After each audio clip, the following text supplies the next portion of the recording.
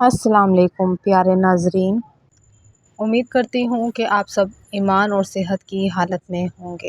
آج ہم سنیں گے اپنے پیارے حبیب حضرت محمد مصطفیٰ صلی اللہ علیہ وآلہ وسلم کی پیاری باتیں اور ان کی احادیث۔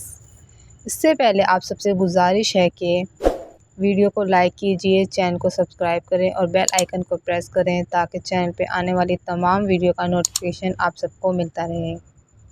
چلتے ہیں حدیث نمبر 1 کی طرف۔ رسول اللہ صلی اللہ علیہ وآلہ وسلم نے فرمایا، جب اللہ تعالیٰ کسی بندے کی موت کے لیے کسی زمین کا فیصلہ کر دیتا ہے تو وہاں اس کی کوئی حاجت پیدا کر دیتا ہے۔ نمبر 2، رسول اللہ صلی اللہ علیہ وآلہ وسلم نے فرمایا، ہر نبی کو ایک دعا حاصل ہوتی ہے جو قبول کی جاتی ہے۔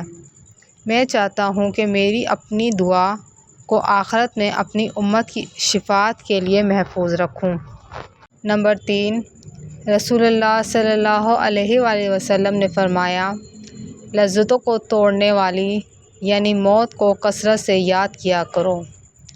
نمبر 4، رسول اللہ صلی اللہ علیہ وآلہ وسلم نے فرمایا، تم جھوٹ سے بچو، اس لیے کہ جھوٹ برائی کی طرف لے جاتا ہے اور برائی جہنم میں لے جاتی ہے، اور آدمی جھوٹ بولتا ہے اور جھوٹ میں لگا رہتا ہے یہاں تک کہ وہ اللہ کے نزدیک جھوٹا لکھ دیا جاتا ہے۔